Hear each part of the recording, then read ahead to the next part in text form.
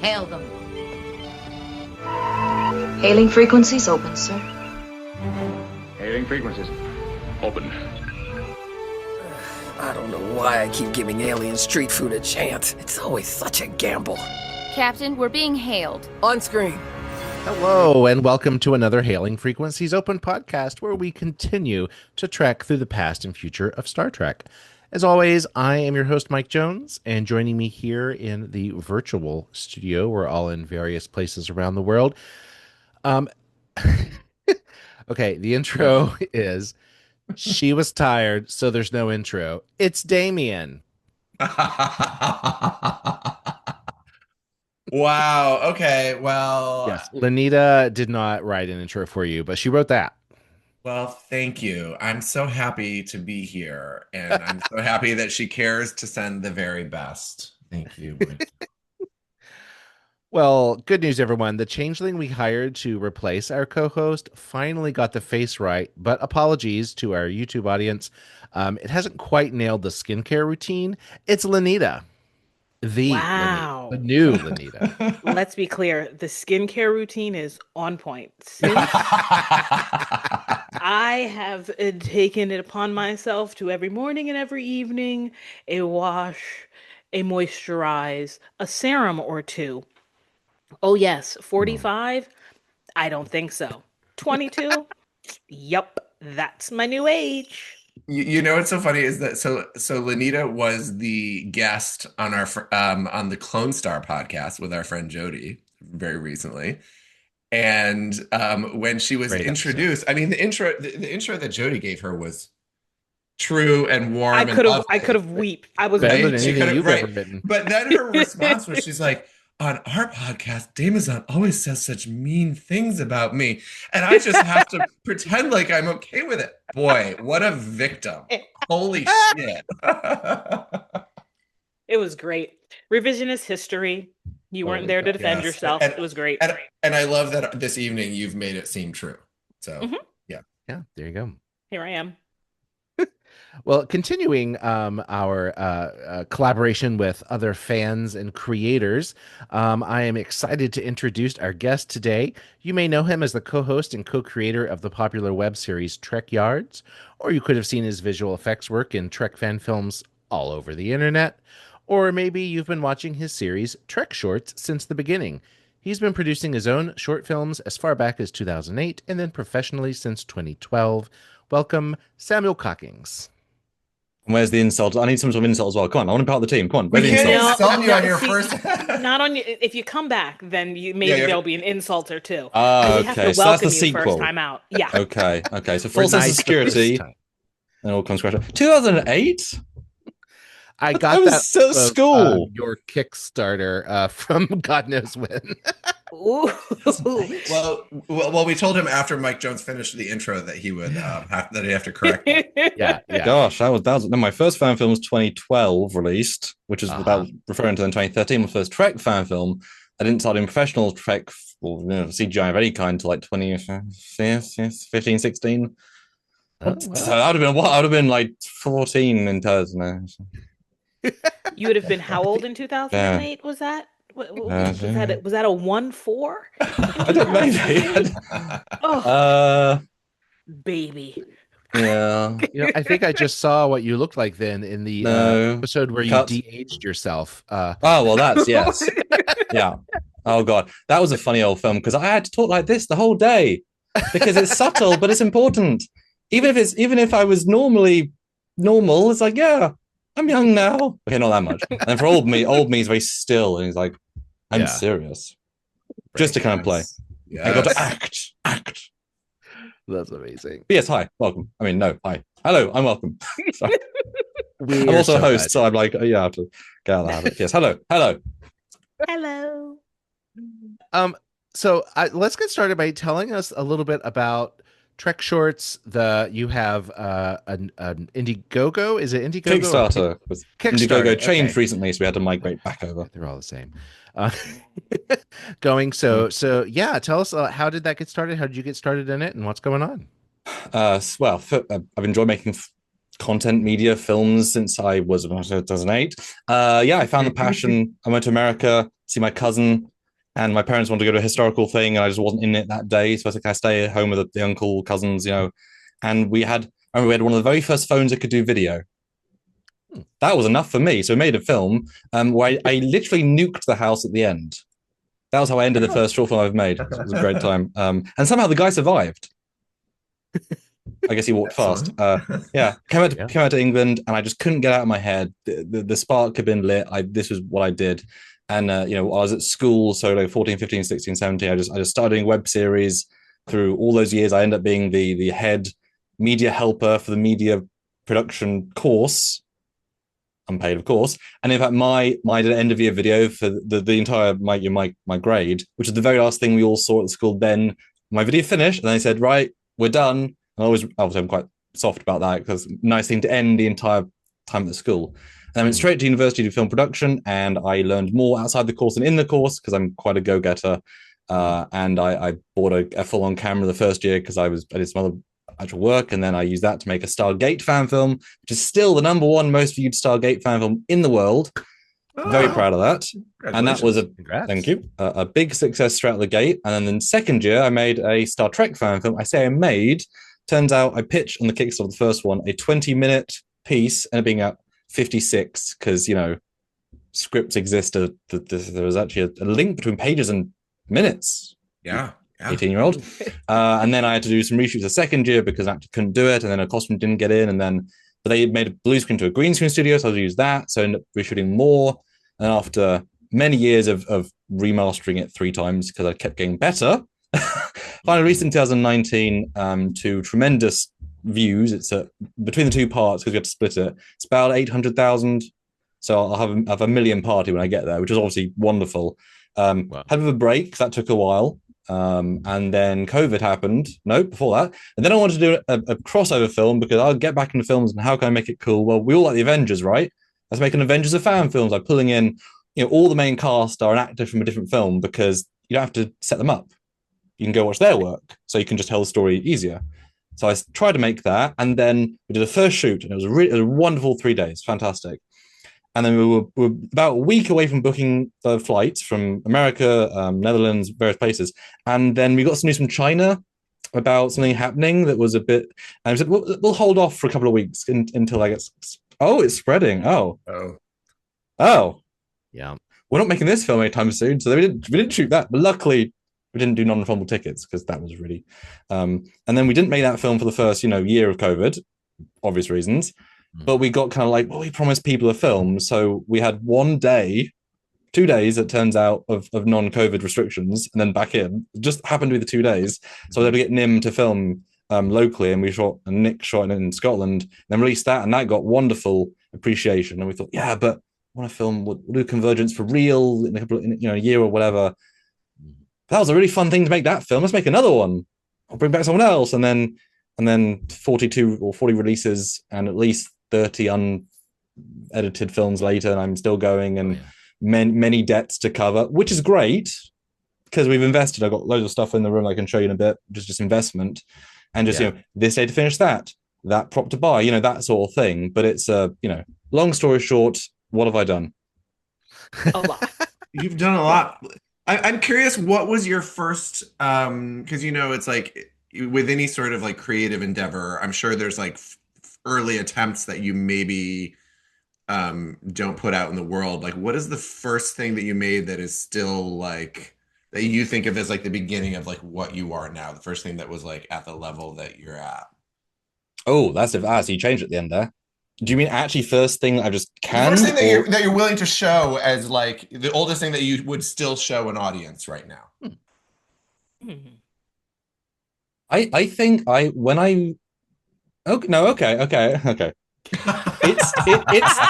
I love watching the wheels turn on your face. Yeah. Oh yeah, I've heard that. You can see my brain working. Yeah. You could watch it now, and I think you'd kind of enjoy it. Actually, it's called For the Greater Good, and I was somewhat more advanced than my media class for various reasons because I was into it, and I hope you guys will react to this because I really love this little story. It was start of the year of school, and on the Friday, he told us, right, you have to do a film. We've got about 8 to 12 weeks to make it cool. You need to script it, film it, edit it, Cool, you got it right. So we started the class, it was a 2-hour block. I wrote the script in class that day. I filmed it on Saturday with my friend Akash. I edited it on Sunday, including visual effects. I handed it to him finished on Monday. Wow. What was the grade? Oh, I got an A. Lenita loves a letter grade. So I had 11 weeks off because I did the entire course. But you didn't make anything else? I mean, Well, I had to help other people, and then I made my web series. So I helped. But like, well, I just I'm done. Does anybody need any help? Yeah, and I would enjoy. It's a good little film. It's well shot. I already had some Stargate props, so that's actually costume and stuff in it. And I just had the idea, filmed it, did it. I don't know. I was inspired, I guess. Yeah, it's still alright. It's still reasonably well shot for what it was. Just two guys in the forest doing it. There's some good structure. There's some cloning, and there's some it's alright. Oh, nice. Is there anything before that you wouldn't show anybody, but you would show your wife just because there's some B-roll footage somewhere on the where you she's like, show me your early work, and you showed it. There's the very first teaser I ever made for my web series, which I would probably like 14, 15. And my hair goes very short and very long, and it kind of stays compressed, so it can go, And I have really long hair. I should have got a haircut, and it's like a tile sequence for the trailer. And in it, everyone's doing their bit, and I'm like, and that's my name on the card. And I chose that clip for some reason. Why the hell did I do that? And it's so awkward. It's lovely, but it's like, oh, this was a choice that no one made, and yet happened. Yeah. We don't have to watch that though. No. Let's watch new things I make with de-aging, up-aging, and robots, and explosions, and props. So good question. It sounds like you found a community of other creators and people to work with. Like, did you find like people who were already making their own films and started collaborating with them, or did you like draw your friends into it from the real world? All of the above. Yeah. I mean, fan films are amazing because there was a fan film called Yorktown, Time to Heal. Mm-hmm. Yeah, George Takei's between the film's appearance. He's only in for a little bit, but he's there. That's wonderful. Right. And that was filmed in the 80s. And I finally helped finish it in 2020. I did the visual effects for that. I was very proud to, and I had lots of accolades for it, which is lovely. And that shows that people making Trek fan films since there was Trek on screen in some form, really early on. That's amazing. So there have been elders, as it were, for decades. And here I come in as a kid. I remember I was at Vegas in 2009 at the start of the Star Trek, Las Vegas. And you know who Scott Nakata is? The famous prop maker in the Trek community? Scott Nakata? I'm sure I've seen his stuff. I'm pretty sure that was his booth I bought a prop at, but didn't know him. And he was promoting the fan film of Gods and Men, which I absolutely love. So I was like, that's coming out soon. So I was very early on in that regard. That was but being just a kid. So I kind of knew people. But it turns out through Trek Yards and through my own films, I ended up being known by them quicker, as it were, once I started getting stuff out. Because there's not that many films released, at least in the olden days. Although, the work is terrible in comparison. What's interesting about me compared to a lot of them, and they might have been teams of people, which is tremendous, is that I came from a truly filmmaking perspective first. A lot of people are fans making films. I'm a filmmaker making a fan film, which happens to be a fan film. I always give any actor who's the lead of any piece I do, this is the point of your story.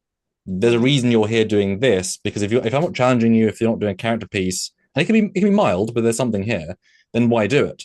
Whereas a lot of fan film makers are more just, in a lovely way, fat white guys of a certain age who love TOS, who ask their 7 friends in $10, $20, $40 uniforms, and that's lovely. Good on you. But in comparison, this one Picard season 3 tailored uniform was $550, not including the fabric. Wow. But it looks very good on screen. I have a lot of uniform questions for you. I don't know if that's the door we want to open this early, but yeah, we can. Yeah. Watching your work sparked a lot of uniform questions for me, but I'll shortfire this answer then so you can continue. Because I love it. Great question so far. So yeah, I like other teams. I've worked with and for a lot of teams. My fan film resume is absurd. Just happened to be I was the go-to guy for about 4 years, and then my own stuff kind of took over a bit because it takes a lot of work. So I've really got to know a lot of people. I'm Oh, I could say things I'm not going to say. I won't say that anecdote because that's. But in it, I was here before stuff happened, during stuff happened, after stuff happened. I will say that if you know anything about fan films and the legacy of them, some guidelines happened from CBS. Blah blah Oh blah yeah. blah blah. But I was actually Guidelines in. happen from CBS. They said stop saying stuff, stop making. Listen, okay, Oh, what you you need to know know. about? No, no, no, no. They'll tell you. Oh I don't, because I don't. oh. I'm not in. I just love the stuff when it comes out. Mm. I'm not reading the stuff or searching out for She's not stuff. in deep on the fan shit. She just loves the material. Correct. She's Correct. our Deep in the fan Lincoln shit. I like perspective that. character. I like that. Very, very short, long story short, fan films were in an arms race of budget, actors, quality. They got too big. CBS said, please stop. Oh. But they were worded very carefully that lawyers could either use or not use. And for the first year, everyone stuck very strongly to them.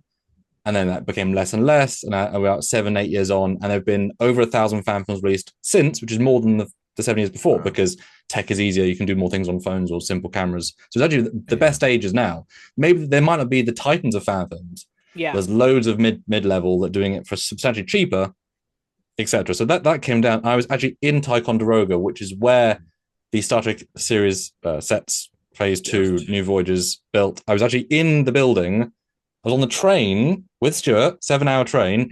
I remember saying to him, like, Stuart, CBS just said no to fan films. We'll be in Ticonderoga in 2 hours. So we got in, and there was a commotion and there was a vibe. So I was basically in at D-Day in the central place, which is quite an odd place of all the days. But obviously we all bounced back because I've released 40 since. So, and I'm not, and I like John Vasile, I like Valerie, they're lovely people. They're just doing their job. So no shade on them. Right. Well, there's like a length restriction, right? Like they have to be 15 well, minutes. there is and there isn't. I mean, there's been several Oh. feature films and several half an hours. I mean, it's all guidelines, not rules. That's why people who are very ill knowledgeable, they fan film rules and they shut down fan films. And I say they're guidelines. There's been 1,000 since. So, no. So I'm curious, just kind of a big picture question here. Like, since you obviously have a hell of a lot of skill when it comes to storytelling and especially visual effects and production in general, what was your motivation to sort of throw your talent into an existing IP as opposed to creating your own, or why fan films, I guess, is my bigger question. Apparently I watched Corbinite movie when I was 3. So I've been into Trek because there's been never a time without Trek in my brain. It's so standard that for me, the ideals of Trek are the obvious. Do you want a self-aggrandizing story? I felt that's a bit. Yes, of course. I watched. We all tell self-aggrandizing stories, whether we realize it or not. Because it's just a self-awareness thing. I watched Last Showman in the cinema with my fiance, and I loved it. And I was 3/4 way through, and I said, "Why do they hate the actress who's trying to date Zac Efron?" And Maria was like, "Because she's black." And I'm like, "Oh, didn't even occur to me. Because why would it?" Right. Star Trek, right? Anyway, Star Trek. Yeah. Anyway, so that has always been part of my thing, and Stargate became a big thing because that came on. My family really got behind that, and we went to all of the conventions in the UK. I'm not joking. Every one for 10 years. I met pretty much the entire cast. That's like my passion show, because Trek is just my default show. Obviously, I've done more Trek, but they're different, and I get such a buzz of doing any Stargate shot, or just it's really this is fun. So when I found out at university and I had props and costumes from Stargate, I've got several thousand in theory worth of production value, and obviously I make content to be watched. A lot of people make something and because they want to, and here you go. I actually want my stuff to be a certain quality that will both encourage you to watch and watch again, but also be enjoyed by more people. So when I make a fan film, the average viewership for a fan film in Trek is sort of 2,000 to 5,000 views in a couple of months, and then depending, if I don't get 10,000 views in a week, I'm sad. Wow. Because that's where I was there for years, and YouTube changed the algorithm, so it's always kind of all over the place. Because I want people to watch. I put so much time into the work. I'll have just segments of effects where that one part of a film might take 15 hours of man hours to do, and that's just a segment within a segment. But if the fans need it, as in to feel complete, or if benefit from that, or the story, or if you do a documentary where they can just use their own stock footage that they have because they have access to the cameras, so they would be able to show this. Well, of course they'd show it then, wouldn't they? Shit. So I've got to make the shot, and that takes 5 hours. Because I tend to prioritize the final result over my own sanity a lot of the time. People say, "Do I sleep?" And I say, when you can. We're dead. when I can, yeah. Because I had this stuff and I wanted it to be watched and enjoyed, and Stargate had been cancelled at that point, so that felt meaningful to me to make something new. I got a lot of great reaction from it, so that was tremendous. And I do have an IP I wrote at university, but a scripting course, and I, just like with the other anecdote of writing it so quickly, I wrote an entire, the technicality was you have 1 page of A4 to write the series brief, and I did like font 6, full margin, and I wrote the full 22 episode arc with every episode with like a line and a bit, with including a technically I used a page. It's just absurdly, it was a joke within itself, but I want the whole lot. If I'm writing it, I'll write the whole arc. So I know what that would cost roughly, and I know how I'd do it roughly. So but it's like $1.5 million an episode, which is very cheap, but I know it's roughly what it would take and warehouse to build, and Right. And films are both easier, harder, and more fun. Well, that's something I wanted to ask. Like, one of the differences between the fan films, specifically the Trek shorts that we've been watching in the last week or so to get ready for this episode, rewatching them, the way they differ from like New Voyages or Phase 2 or whatever, is a lot of those fans dedicated a lot of money and energy into building like a bridge or a set, and you seem to, you have these great CGI, technical skills. So it's all like green screen, and it looks real. Like, it looks like you could like lean back and like pick up something, but it's actually, you know what I mean? So was there a point where you had to, 2 roads diverged, and you were like, I either go all in on getting a storage unit and building a bridge, or, you know what I mean? Or making it. No. You were never going to turn your home into a bridge. No, not for a single second. Yeah. Said, I don't build. I don't paint. I don't sand. I did once, it sucked, but I don't do that stuff. No, I commend them. It's a whole different thing, and I will totally spend 8 hours surfacing and texturing a damn set, and you might spend 8 hours building carpentry.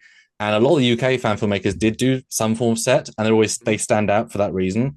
But Gary O'Brien, who made the Holy Core, he did a Galaxy class, and it was a Nebula class, but it was a Galaxy style bridge, and it was amazing. He built what the actors were going to be in was real, and then if they had to extend it, it was digital. Amazing.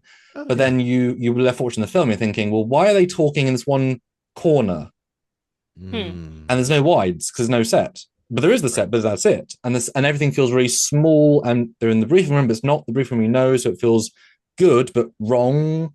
And then Nick Kirkman in the early 2000s, he converted his flat into an office, and it's tiny because it's tiny, and that's not the Intrepid style briefing room, right? So very early on, knowing both the horror stories and just it's so much money to do any of that, and time, and I spend so much money and time that, unlike a set piece which would look great, you just destroy it or remove it or whatever I might spend hundreds on a uniform. It stays in the archive, it's ready to use. And a CG asset, it's ready.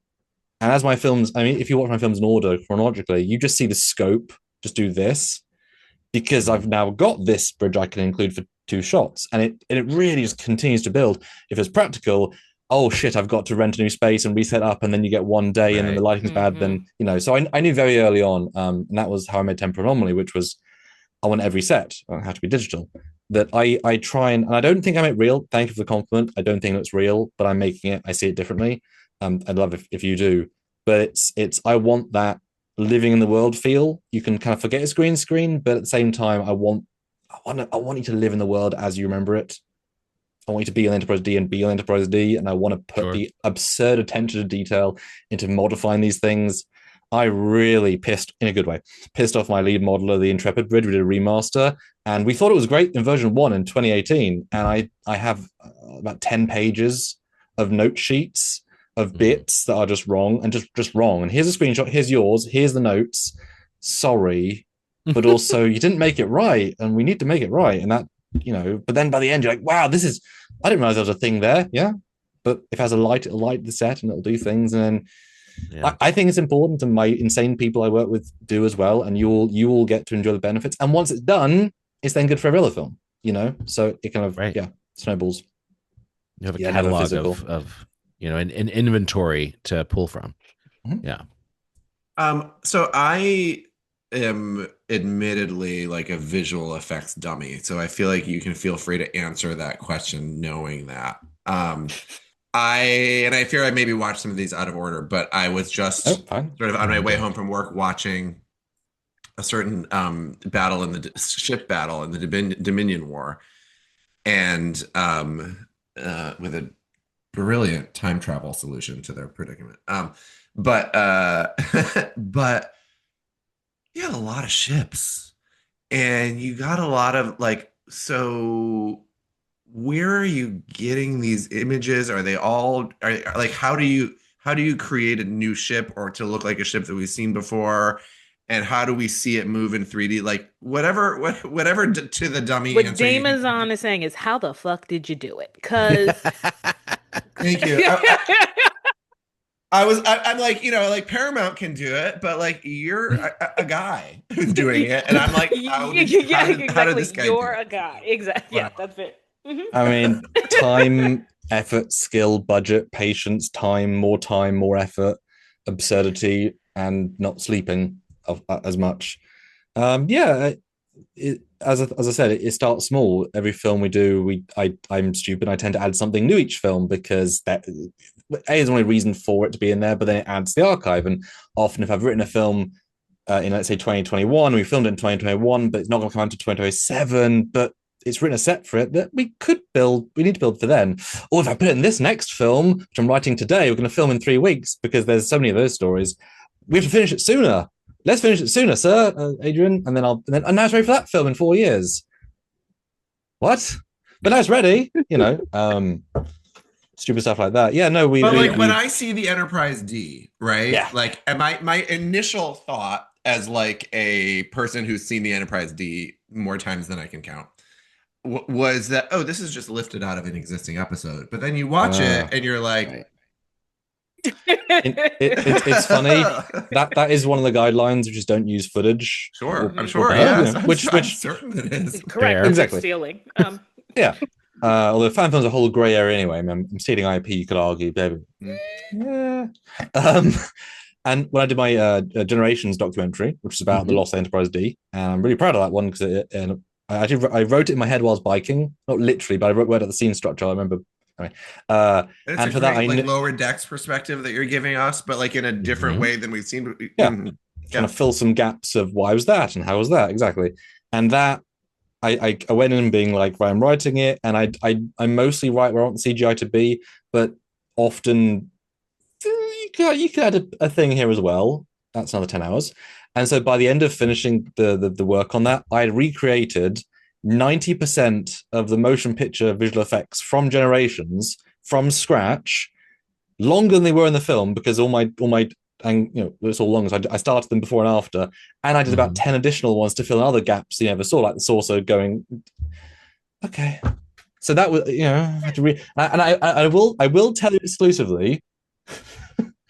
I do plan to recreate Insurrection and Nemesis as well at some point and do docs. You don't have to do Nemesis. No. The last one we watched, you don't have to do that. Okay, one. so the backstory here is that she had seen all of televised Treks, but none of the movies, and so we did an episode with her first viewing of each of the movies, and we literally just across the board, Nemesis, Okay, so here's what I'm going to tell you. I do love Trek. For Trek, I want more of it. I feel like things should have 15,000 years, 1,700 seasons. I was mad. I was pissed that they they're supposed to not tell me anything because that's what I wanted. However, I feel in this instance, it should have been said, it is not going to be the experience that you've previously had watching the rest of the films. I am mad. I am ready to jump into the Kelp. I've seen the first Kelvin film, but not the rest of them. I'm ready to cleanse my palate of that last movie. This is a wonderful setup. I'm waiting for the payoff. This is what do you hate about it? All of it. It was the dumbest shit ever. I couldn't. No. and it was like Bane. It was too reminiscent Bane. of so many, too many. It was too reminiscent of a lot of other movies. I watch a lot. You know of that they movies. probably came after this as well. Like that's the problem with watching for things sure. from the past. Oh, Like other right. things, 100%. they remind Oh, you of it, but they came I love. after. No, You know? it didn't come. No, no, No? no. I even looked on my phone. It's like Okay. when he's descending the stairs. It reminded me Mm. Vincent D'Onofrio in the cell.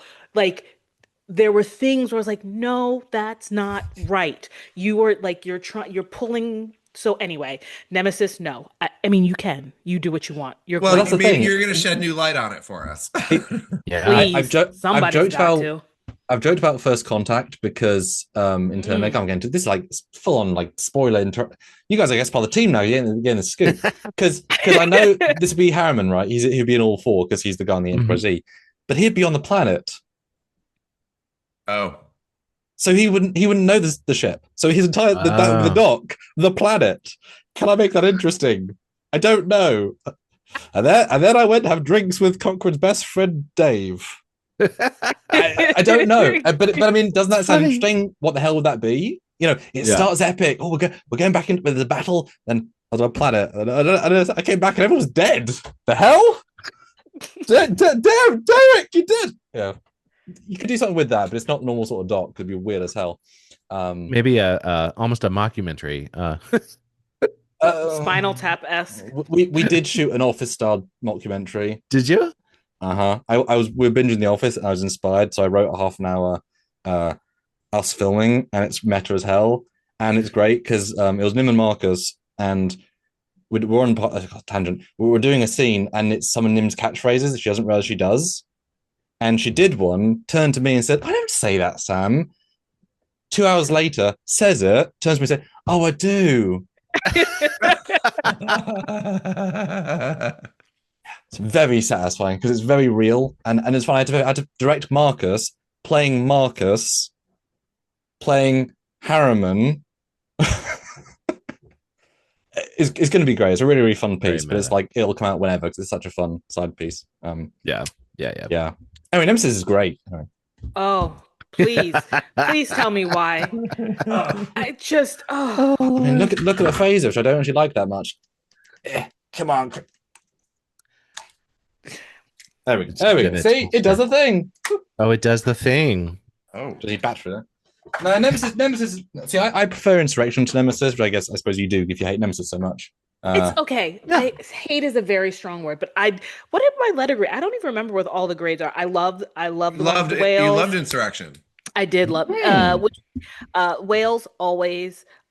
First Contact I enjoyed because of actors and I call them the cameos because we have our crew and then we have like the stars that come in. So the cameos in First Contact, great.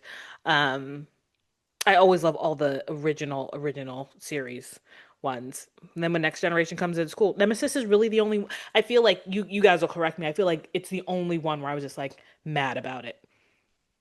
Yeah, that was my D.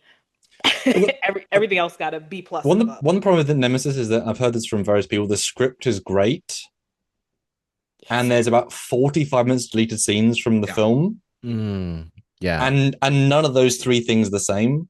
Because the director, first-time director, only-time director, I believe, didn't see Trek, made loads of odd choices. You could make that story a good film. You totally could. They didn't, but you totally could.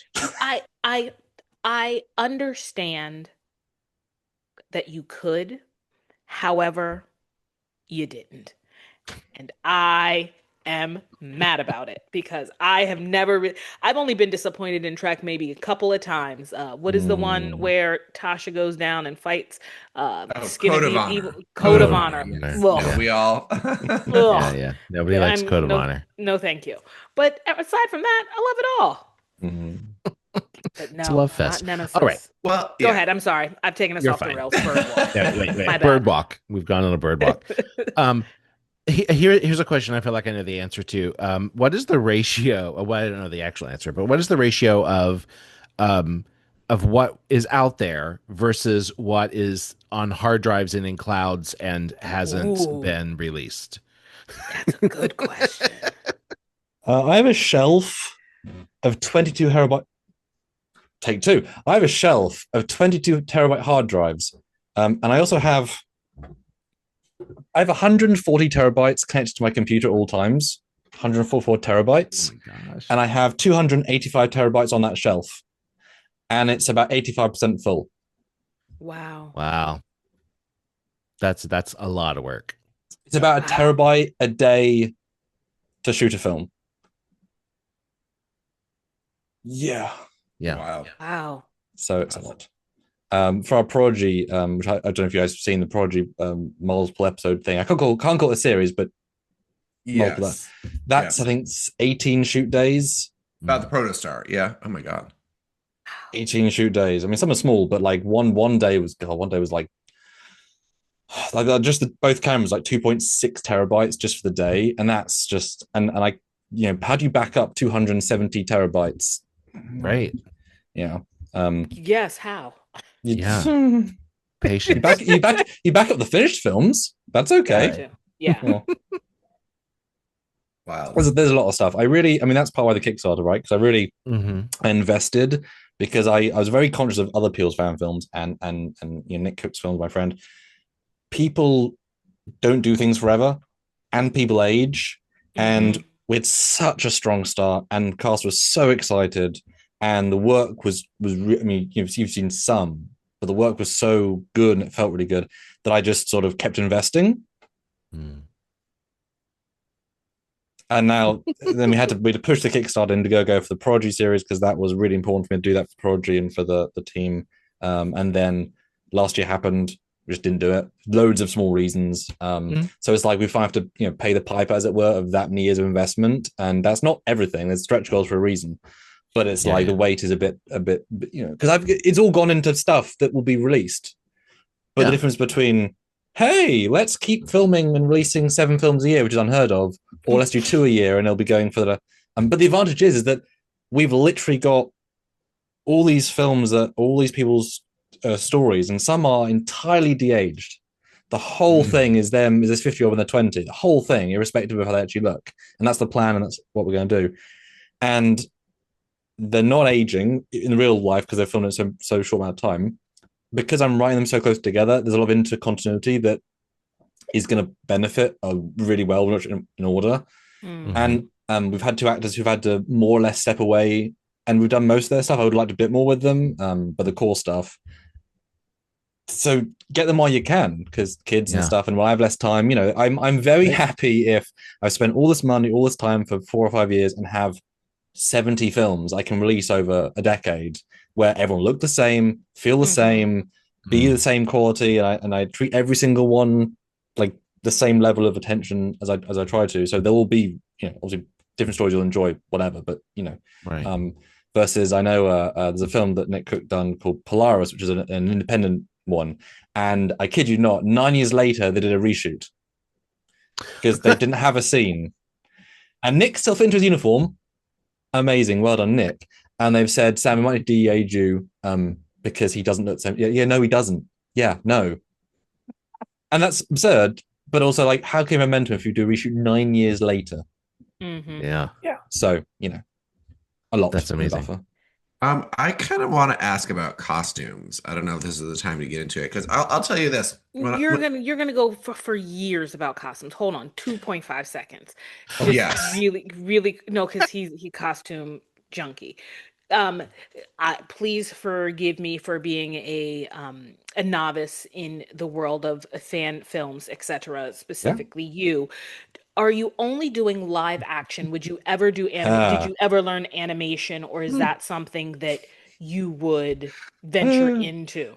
The problem is I've got unlimited ideas, and even with my budget scale, I'm not doing one film a year, and therefore you go through stories, you go through character moments, you find new things, the actors find ideas. There's so much you could tell when you release stuff that quickly because of the time I'm investing and not earning money to do, and whatever. That I have said to the cast, I would like to do a Lower Decks film, somehow Lower Decks animated. I think that'd be wonderful, and like to do maybe a feature length audio version. which would have some animated, like not literally, but like maybe storyboardy style. I think that'd be amazing as well. But that's me saying, if I get fully funded now and raise another 10K and do like, these are all things because everyone's so enthusiastic. But as I say, how do you negotiate with a hotel chain? Irrespective if it's a fan film, if I have to bring 3 actors in for 3 days, that's thousands, 2,000, whatever, in hotels. That's just gone. And then the food might not be a lot, but it's still, I know a lot of fan film producers. They might shoot once a year, and so their cast say, "Oh yeah, I'll do the hotel. That's fine, and I'll pay for my own dinner." It's once a year, right? But if I'm doing 12 shoots a year, I'm not going to make them pay to be on my film when most of them are actors. Some are fans. Nick has come from Scotland, so it's just raw cost. And when you think, if I'm doing my heyday year, I was doing like 40 shoot days.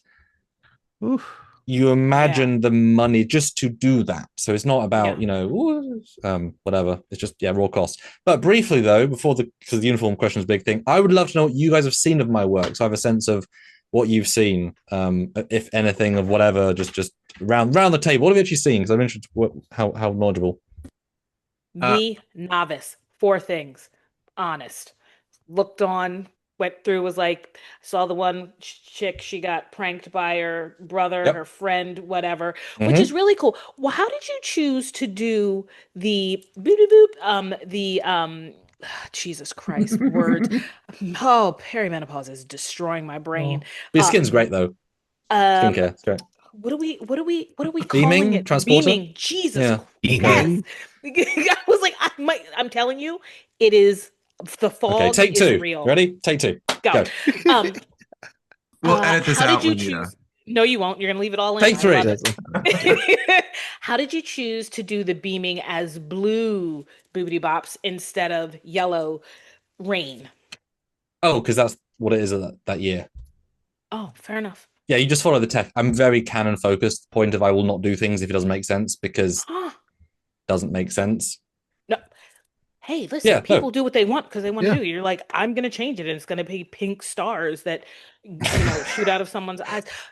But I was like, oh, blue instead of the pretty standard for the era, right? Yeah, fair enough. What the other 3 managed to watch? I watched the one. Hold on, let me go to my names on. You can just say whatever happened in them. I don't. Anything vague is absolutely fine. Okay, I did watch the one with all of the ships that Damazon talked about, the Dominion War, which was very cool because I was like, that's a lot of. How did that happen? Took a while. I'm happy you brought that up. And then I got to go to my history. No, because I watch a lot of stuff during the day. Me too. I watched the Battle of Velsic 2. That's the I watched that as well. Okay, and then Convergence. Did I not watch that one? That's teasers, but yeah, okay. And then Fire in the Night. Yep, maybe. Did that one come out? Probably. Yeah. Yeah. Is that the one with the robot? 22 minutes. It is. I watched some other stuff too, but I just went through your stuff and I was like, oh. I'm not even on the screen now. That's going to be fun for the visual of it all. I want, my head was like, how does he find these actors? Are these people are they working actors? Or are they friends of yours? How do you do the casting? How do you get the costumes? It's all really cool. And so that's why I thought about animation, because it's if you spend all this time doing this and we learn that you create the worlds instead of building them, in my head, I'm like, oh, well, then he can just do animated lower deck style. If budget, if support, I'll do something. I'll be silly. Good. Yeah. Nice. And you 2 gents, what have you seen? I definitely watched the one about the Excelsior and the transwarp drive. Yep. Right. The great experiment. Duty calls that the poor ensign in the wrong uniform, sitting alone in the shuttle. I was very worried for her. That was to know thine enemy with the Klingons. Yep. Actually, I was watching on the train ride home Legacy of the Enterprise B, which I have not finished, which I'm very curious about, because I think that there is a tendency to just think of Captain John Harriman as the way that we saw as Captain It Comes on Tuesday. Right. I will fight the hill so hard. I've interviewed Alan Ruck. I got Yeah? a personal Yeah. one-on-one with him in a like a not but like a side room to a convention for like 30 minutes because I expressed to the convention organizer who I knew like my fan film Temple Anomaly is basically like a love letter to him and what he did right. The overarching like metaphorical thing. So I got to just sit with it. And it was great because the security guy even just left the room. So I'm just there with Alan for half an hour just chatting in an interview style. I'm quite good at interview. And it's like, dude, you did nothing wrong. But the fact is, he's the first captain after a Kirk. Yeah. After the Kirk. Sure. How do you do that? How do you do that? So he's obviously amazing. He's just like if you put Kirk in the exact same situation with no hardware, no crew, no knowledge, And a bridge full of reporters. And his heroes.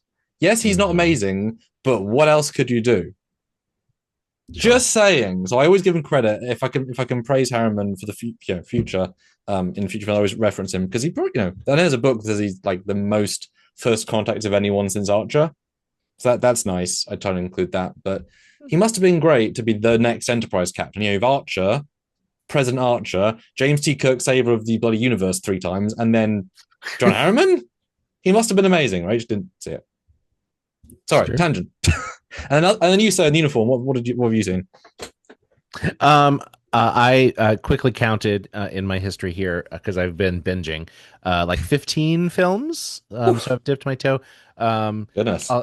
Calculated Risk, The Great Experiment, Lost in the Void, To Know Thine Enemy, Duty Calls we already mentioned, Battle of Velsak, Legacy of the Enterprise B. Yeah, I really enjoyed that one.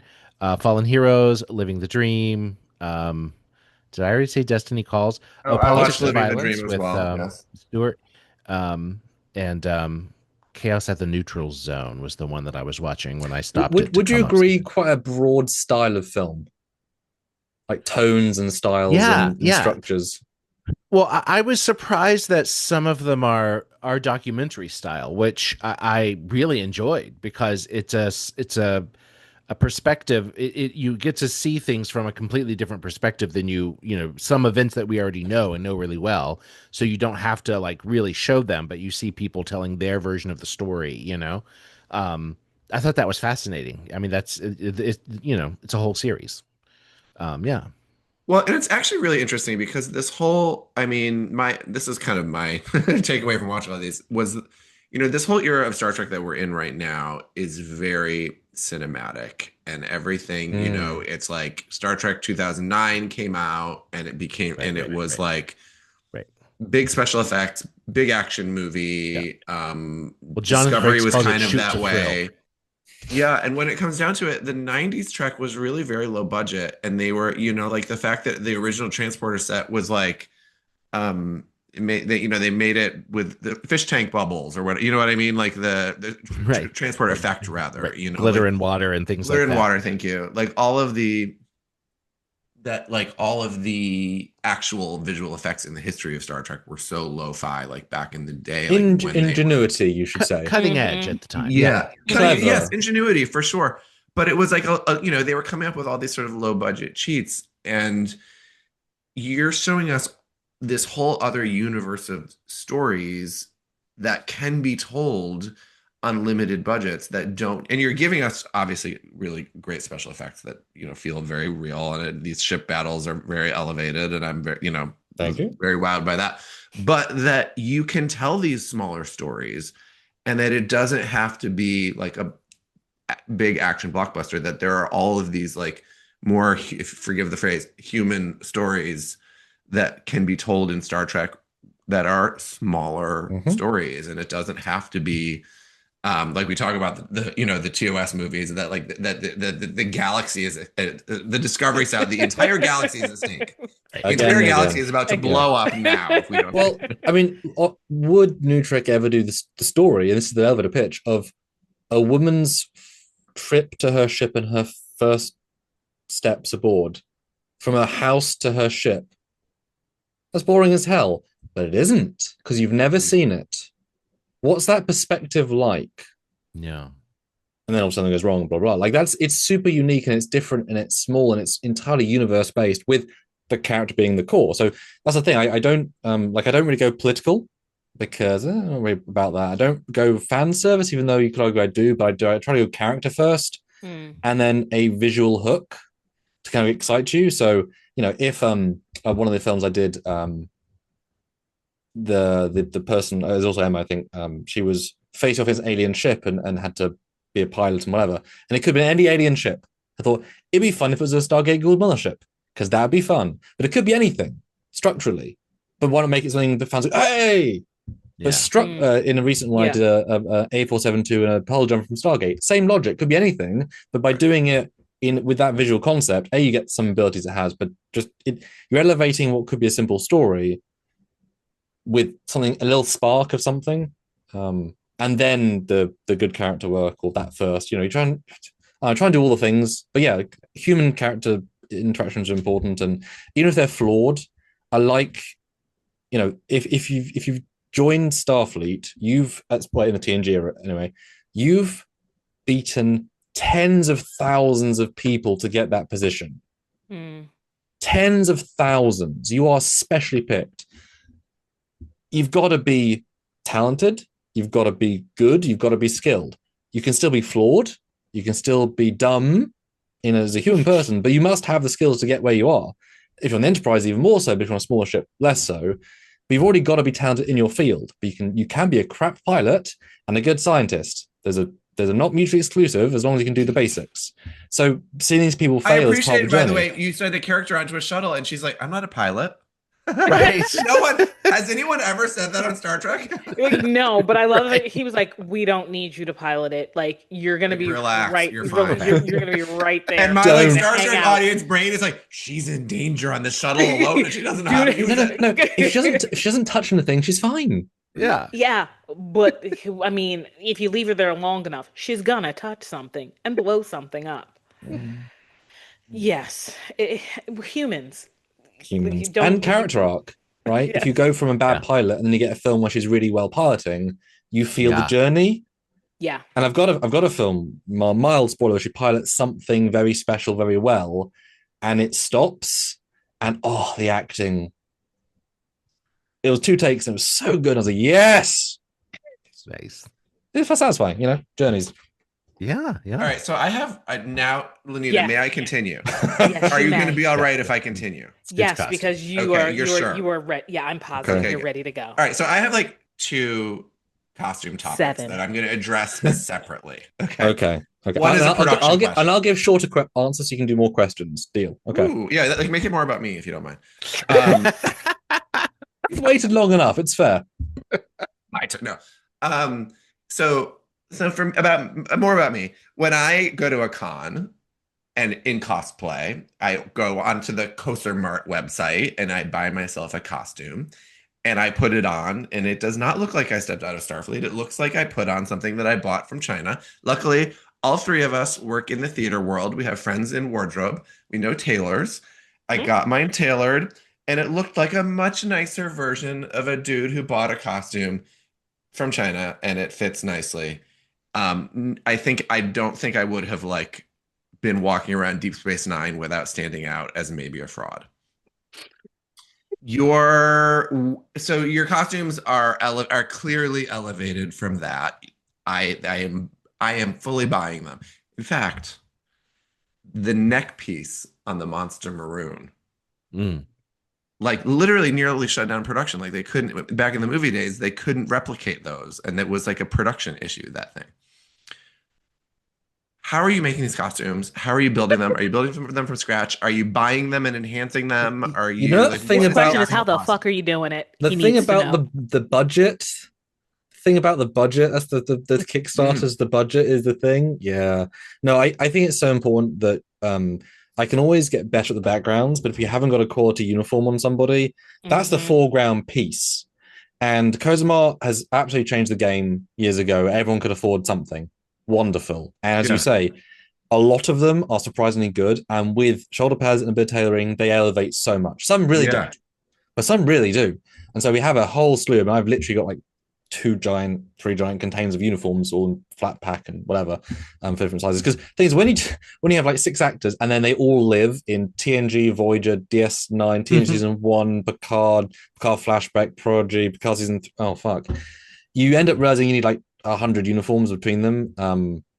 Well, shit. So that's the thing. But the hero ones we're kind of specialist on. TNG, yeah, we've got good TNG for most of the cast. We got, some uniforms just are better when you get better. I mean, the obvious example that no one has is the First Contact Greys, because you need the textured quilting. Yeah, right. Yeah. And then Cosmo makes it grey and it doesn't have the same weight. Plus, it has weight. And just this is what you're seeing on camera.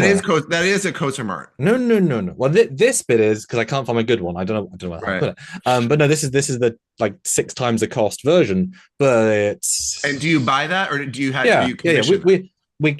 Well, some stuff is So this is a bought that we managed to find, and he offered a lovely deal. So we bought more than we should have, but we need them. Yeah, I mean, need them, right? You don't have to like tell us all your vendors, but like that is something that you can purchase, right? The thing is, these sorts of prices scare people because unless you use them a lot, why would you do that? But then once you get it, every single film looks better. And if they're at the grade, like we have a certain bar, and if we raise the bar or get a certain bar, again, every film, and then you kind of want to do a new film just to show off the uniform because for example, I'm very proud of our Prodigy. Don't know if you guys watch Prodigy. Yeah. So I was the first person in the world to make a Prodigy uniform, and I shared it on Twitter. Hagemans and Aaron Waltke posted about it, which is lovely, because this is a uniform that was not built in mind with people. It's got a little clip there that is actually on the skin line because it is animated, right? So we had these. I carefully made this. This is the version 2. This is the proper hero version, which was again $500-ish to do with proper thicker fabrics and some structure and some whatever. And it just looks better. It is better on the screen. And then, it just feels more real.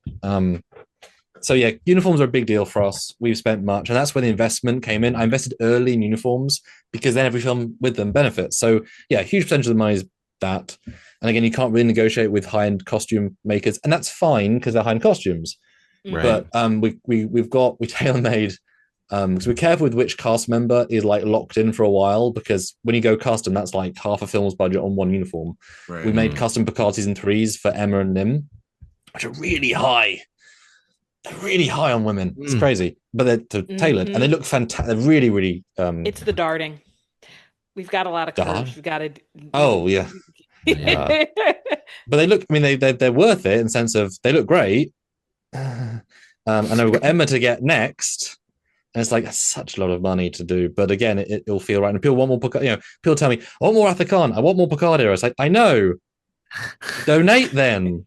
We want to too, because that brings us back to the Kickstarter. Yeah, see, that looks great. Yeah, and she'll be up age because she'll be 55 in that.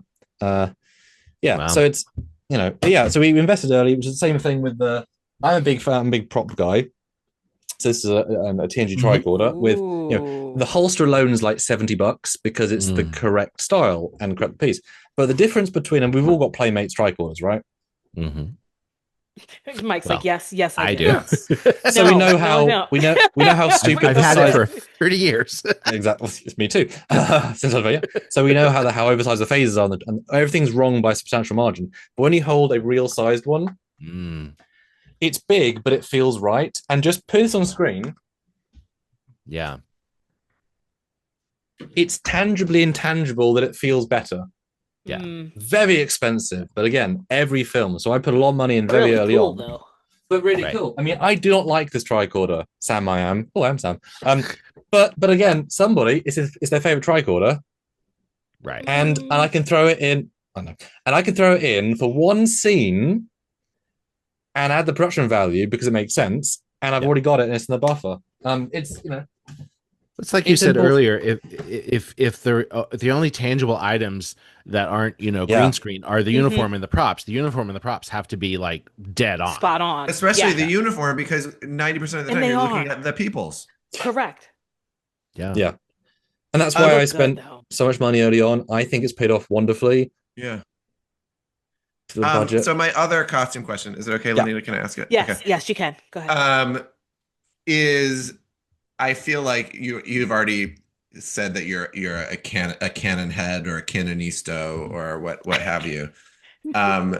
Thanks, Larry. Given that each new Star Trek, especially in the newer era, clearly has a uniform of its own in a way that makes the timeline a little the only way that it can work is if there's concurrent uniforms for different things at the same time. And you clearly have bought into that. I want to know if you have made like a uniform timeline as to when each one was in, like when it goes in and out, and because you have clearly made certain decisions that we see. Like if I remember this correctly, we see the Prodigy one with the we see the Picard flashback one. Right from the episode where Picard and Raffi are both in the I quit Starfleet, that whole scene, right? Like that is the only time we really see that uniform in canon. I think.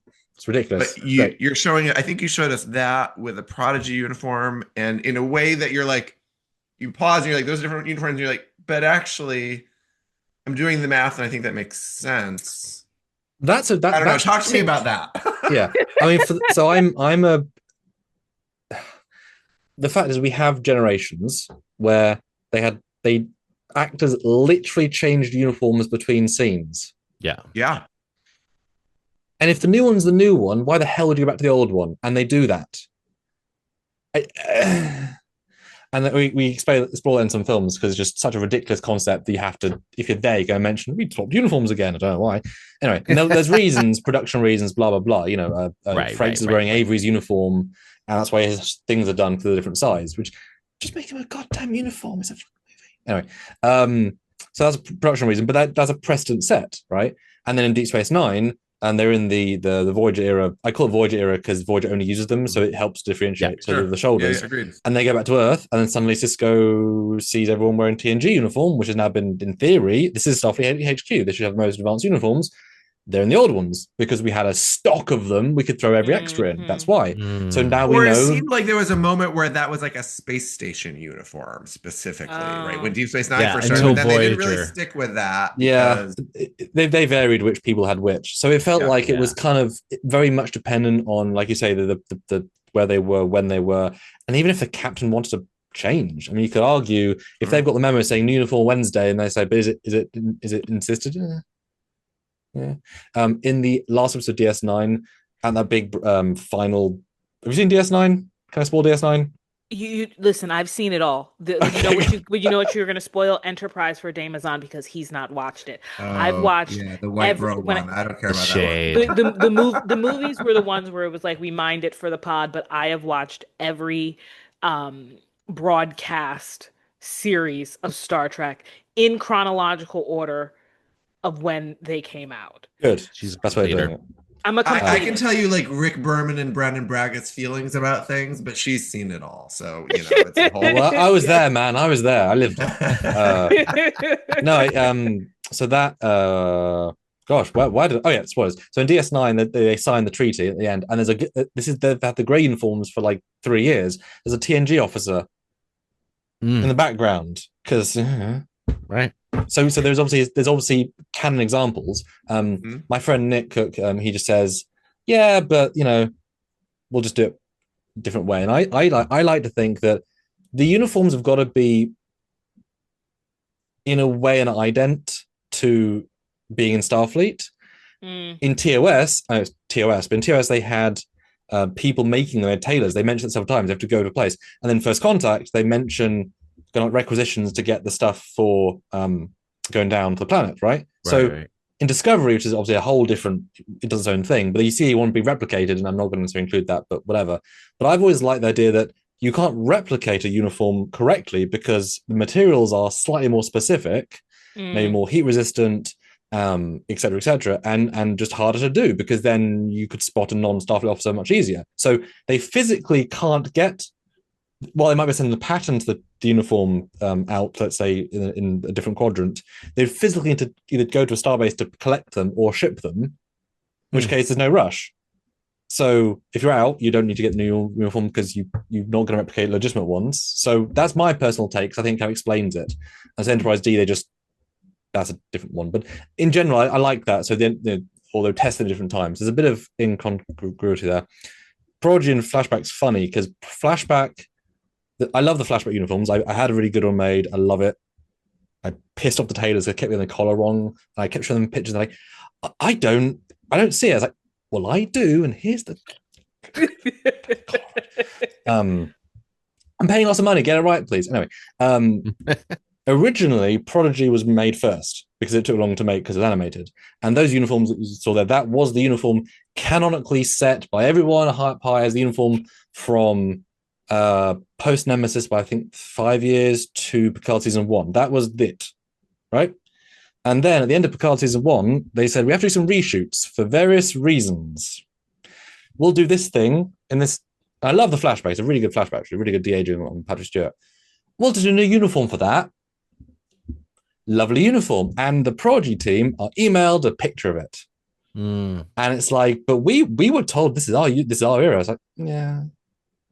So they got the curveball. So they then had the Prodigy team who were making season 2. They had to rewrite season 2, the ending, to have them introduce the flashback uniforms because they were forced into, because it happened about a week apart, those, or the same, no, it's the same day. So the Prodigy uniform is the default. The flashback takes over, but given that not everything is necessarily taken over, the official logic from people at Prodigy is that flashback uniform is assigned to those that work on the evacuation fleet. Giant fleet. Tens of thousands of people. So that was dedicated to them for whatever reason. It's not the fleet uniform, which is why they also feel badge, because for some reason, badges, this becomes a standard badge, which I love, because Voyager brings it home in Endgame and they tell Starfleet and Starfleet make it the badge. Love it. Canon. So why the hell?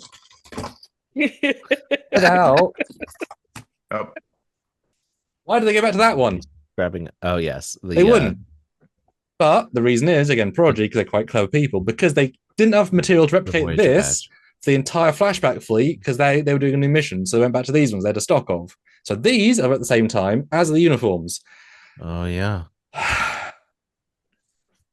I emailed, before I made that first Prodigy film, my guy at Prodigy and said, hey, I need this answer this week. Can we make this make sense? What's your logic?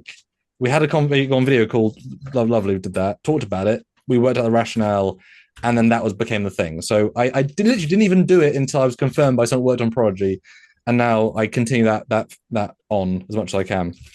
Is that a good answer? We see it on Lower Decks too. Yes. I mean, their uniform is clearly a California class special uniform, because they're the lower end fleet. Exactly. They that was great in season 1 when they then see the Greys. Yes, they do exist, but they're not replacing. They're the subset, which is great because, and then you see the one guy on Earth with a Voyager uniform because he just hasn't bothered to update in 15 years. Like, I work at Transporter in HQ. I like the jumpsuit. It's like, okay, Dave, sure, whatever. I always thought that about Voyager, like when they were able to communicate, with the Broccoli. Yes, thank you. That you're out there alone on the other side of the galaxy, and you're like, wouldn't you want a spiffy new uniform if you knew they'd been updated? I sure would. See, I would say, why would they waste the energy to make them? But they did use the energy to make new phasers and tricorders, after the second season. Or they brought them with them. Sure. And then just stopped using all the old ones. Yeah, because they had to get used to them. I mean, you can make tricorders a lot easier than uniforms. Sure. Yeah, I would think if I was stuck in the galaxy, a galaxy away, and I would find it quite insulting to be told by your bosses, "We love you guys, but change." Yeah, change uniform. Been it every day for 3 years. It's your time. No change. Paint your room blue. You're fighting for your lives on the other side of the galaxy, but your uniform really should be updated. Really, up to code. So I love that because it means it's satisfying if they coexist in a scene with the Greys. And it gives it some identity. I think that was peak uniform, the blue shoulders. That was the first hero replica I got. And the boyish satisfaction of putting on that uniform was something else. And then it was Christmas, and I bought all of the colors. I put on the blue, and suddenly everything clicked. I'm like, oh, I'm blue. Done. And every uniform I've made is blue. Because I'm blue. Nope, done. Blue. Nice. Yeah, love it. It's like how you feel the most yourself. I get it. I don't just word. Question. This is not costumes. All these ships that we see some amazing ships in your films. Are all of these ships taken directly from Star Trek canon, or have you designed any of your own? We're very, very specific in hero building replicas with my team. So we own them. We've done them to my level. So budget and time and effort, but I've very high standard. Things like Defiant, I'll get custom built with all of the bells and whistles. So it includes the shuttle bay and a der, so that if we need it, we've got it right from the start. Yeah, I watched a ship land in a shuttle bay and was I was like, this is, dude, next level. It's important. It's important, and I put the money in, so it's there. And again, once it's done, it's done. So we built a lot of our own. We built loads of custom things that no one's done. We did the first Pro Style, the first Dauntless, etc., from those shows. And then, original. Yeah, so I was blessed / knew him anyway. Rick Sternbach, who designed the Voyager, Deep Space Nine, Delta Flyer, Nova, list goes on. We worked with him on Track Yards as a regular panelist for years. And I emailed him one day saying, hey Rick, I'm doing this fan film thing. Would you like to design the hero ship with me, because I love you? Which I told him in person several times. I'm always very, I love Rick, so I just love his sketches. They were very iconic when I was young, and he agreed as long as I'd certain providers of how much effort he put in. They ended up doing like double because he really enjoyed the process. So his first ship in like 5 years and for Trek, and he knew it was going to be made high end. So I designed that with Rick Sternbach, and he like took my basic shapes and just elevated it so much. That's I have a present in my films. There's a technically the present, because if I do flashbacks or anything TNG, it's not the present. So I do have a 3 years post Nemesis is technically the present, and that's the ship we're on in the present, and everything else around that. But like Prodigy, when we did the series, forced us to go into post Picard, so I had to like know where everyone was 20 years later. It's like, shit, what can I not do with spoilers? And like, these people know each other now, but you've not met in the show. But I know oh god. And when you watch those later films after you've seen films that not come out, you'll be like, oh, he did hint this, because I'd already written and filmed a film where they've interacted, so they know. There's a film I did recently, I'm going to say it a lot, where it was called Calculated Risk, where it's a galaxy finding a defiant kind of, not really, kind of. And one of the biggest comments I've got is, I don't understand who these people are. Like, kind of thing, because they know who they are. Yeah. Everyone around them knows who they are. I filmed who they are, so the actors know who they are. You've just not met them yet. And that's okay, because it'll all make sense. Right. It'll all make sense in the end. It's still a good story. Like, it's still cohesive, but all the stuff you can't know, there's a reason you can't know it, because you can't know it yet. And that's okay. You'll get there. Hopefully. Have your characters lived in short story or novel form as well? Or is everything you write for the screen? Yeah, originally Temporal Anomaly, which was my big film, I was very keen to pick names from existing Trek, just to add a little bit extra oomph. So I scowled the memory alphas, and I found Rachel Keeley, who was an XO1 officer, named but not seen, and Susan Dumont, who was the person that Wesley went on a date with, named but not seen. Sam Harriman, of course, Harriman. And Keller was someone who was also linked in some way to a name. Everyone had a very vague name recognition value kind of thing. That's cool. So those are ones I've inherited from old Trek. Those are my people, and everyone else I invent whole cloth, because I do have some legacy, like Laura Reed, relation to Malcolm Reed. But the joke being that two of our characters are related meaningfully in care. She doesn't. It's like he's my 3 times great uncle. Right. Who cares? It's great, but so there's a nice contrast there. And she looked like a Reed anyway, so that's great. How many people are on your team that you work with, like actors, designers, and such? Sorry, you guys cut out, or I cut out. What did you say, sorry? It's okay. I said, how many people are on your team? Like, you are, showrunner, creator, but how many other people are, working with in the different quote unquote departments? Well, that's how you keep the budget low, is do it all yourself. Okay, so it's you. You are the team. Not exactly, but that's a key part of the budget, right? And like, if I need to not work for a week, I say that I should work. If I need to finish a film, I'll take a week of hard work. I often put that first, because I believe in projects and you guys, and so. But if it needs that time, I'll do it, whatever. So that's, but I can do it because I'm the one who's doing most of it, right? So I have my lead 3D modeler for ships is called Nick, and he does all the exteriors. I push him. He delivers great work. He's done our he did our Defiant. He did our Horizon. He did our spoiler things you haven't seen yet. You know, he's my guy, and he's worked out how to do it as far as I need it, or trick me lower, but I won't see it, or I'll catch him out and say, no, that's not good enough. We have a good 10 years together. We've done a good rapport on this. Adrian Dominguez, who's my interior guy, absolute godsend. He was worked for, I'm not joking, apart from, I guess, Christmas month, sometimes. He's worked every single month with me since 2019. Wow. I mean, so have I, but I'm me. Like, but that's an amazing thing, because I don't stress him, I don't pressure him unless I have to. Then there's always a reason, he knows. But it's like, this is the next one. Let's work on it. Let's get it done. And 2-3 weeks later, there's a set, another set of notes, whatever. So, you know, TOS sick bay might take 2 weeks. Promenade will take 8 weeks, etc. And just rolling through them, and you know, just I might need this in 8 films time. Let's build it. Oh, now I can put in this film. You know, he just finished building the remastered Enterprise D sick bay because it wasn't good enough the first time. Sorry, Adrian.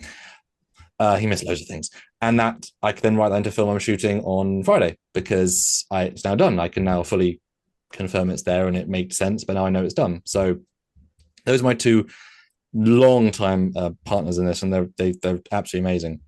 Matt Boardman does all my texture work for my hero ships, because he was a professional who worked on the Orville season 1, Picard season 1 or 2, TNG remastered season 2, various professional things. He's like, you know, 5 months to do one thing, but bless his heart, it's amazing, right? Mm-hmm. And then I do everything else. Okay. 4. Great. Yeah. The answer is 4. But 4 important people. Count. Yeah, listen, Yeah. I didn't see you were taking that as No. The amount, Yeah. the amount. But I asked the question because I'm new to the whole like fan world of like, again, it can be film, it can be zines, it could be, you know, writings, but the level at which my introductory to you, very recent, looking at me like, I wonder how many people are doing this. I wonder, you know, yes, you're the creative genius behind it. Yes, you've told us like, you know, your story of like how you've been into film and this is what your passion has been since younger you. And then the work that you've put in and the education that you got around it. You can't do it all, but you do 95% of it, it seems. And the other 3 people do the other 5%, you know, in jest, I say that. But you know what I mean? It looks great. So that's, I'm like, how many people are doing this? And we've had other people, you know, here and there, you know, of course. Sometimes that model there. We had a music guy for 3 years originally. That was lovely. But yeah, I mean, I write, direct, edit, shoot, camera, sound, obviously edit, green screen. Right. Yes, so the card changes. Written by, directed by, produced by, shot by. It's a cliche, but it is true. Yeah. Yeah. I didn't even write. You have a clear vision. Well, that's, yeah. I mean, I did a co-film with Nick Cook from Intrepid where he wrote, we storied, he wrote, I directed, I shot, he edited. Really wonderful collaboration. Actually won several awards. Wow, wonderful. And that was weird because I did we both had to sort of share the vision, but I've never filmed someone else's vision because in my head, I'm wrong in the sense of professionalism all the time, right? This is just standard in the industry. But if you write it, you have the vision. I'm a very visual person. I can really see everything. But the camera guy wouldn't be able to necessarily. Yeah. And the director would have a different vision. So directing someone else's film or having to direct my film would be very interesting because what if it sucked? What if they direct it poorly? I don't know. And and this is, I guess, a humble brag. I'm often told people love my direction because I give clear direction, I give variant direction, but also they get pushed further. And once you work, this is not normally a first actor thing, but if you work with me for enough years, or films, I should say, you'll get things like, all right, picture yourself in a void of nothing.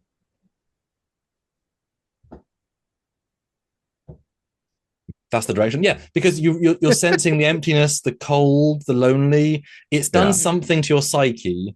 It's very subtle, but it's done something. I have a film that's not the next release, the next release, and I call it the mirror-ish film. It's not the mirror universe, it's mirror universe one to the side, one to the left. And we have various guest people in it. It's kind of a nice amalgam of others, which is lovely. And turns out playing mirror is often playing a slutty. Let's be honest. There's more, I'm going to kill you. And it's not actually slutty, but something about the performance comes across, right? Fair. So the female actress, we just did like slutty, angry, vengeful, and I picked the best one and whatever. And I have this take with Marcus, who is here, and he's like, your orders aren't worth anything. And I say, right, now, 50% more slutty, and you're going to stab the bitch. and I've kept this footage. There's two cameras. He's like, I'm going to steal the cylinder. I'm like, great, perfect, moving on. Like, but it absolutely was right. Like, stab a bitch and be a slut, and it worked. Yeah. Wow. And you're not giving them a line reading. You're like actually inspiring them to create it. Yeah. Correct. We had another one where a non-Trek fan had an engagement with a Cardassian, and she didn't know they can be Hitlery. Yeah. Sometimes, so she just it's a good read, but there was no depth. I said, very dramatic, like, that's Hitler and he's killed your family. And she's like, oh, I get it. Take 3. I'm like, the depth of the resentment you've had. Yep. Oh, I love it. Moving on. Yeah. But I almost never, 95%, don't finish a scene unless there's a good read. Well, because they need to deliver a good performance to sell it to the people, for themselves. Sometimes you really can't get the best out of them, but I'll never go poor, but I'll push them because it's just worth it in the end. I mean, but we have like 10-hour shoot days sometimes. We have very long, 10 a.m. to 9 p.m. sometimes, are very, very long, if they need to be, kind of thing. But because we all really want to get the best for it. And if we're all, if the fans help me to pay for the hotels and the travel and stuff, like, that's a core budget we're spending, and they will, for the most part, say, we'll stay 2 hours longer to film, so you don't have to bring us back in, pay another batch of money. Yeah. Right. Which is lovely of them. That's great. Speaking of long days, we're running out of time. I know it's getting late here. It's very late in the UK. Oh, but I caffeinate before you all. He's already here for tomorrow. He's like, after I get off of this, I'm going to go edit something. I am going to be editing something. That's amazing. I have 4 other props. If you want to see 4 other props quickly. Oh, yep. Yes. Come on. Yes, please. I mean, I actually have everything, but I some examples, because this is why I should keep being allowed to do films with budget, because all this stuff is here. Let's use it, right? Right. Always love this rifle. Yes. Oh, yes. And it's actually a mold off a Roddenberry, so it's the correct size, the correct length. No, it's the correct everything. Oh, I didn't get a chuckle for that. God damn. But yeah, so it's full sized.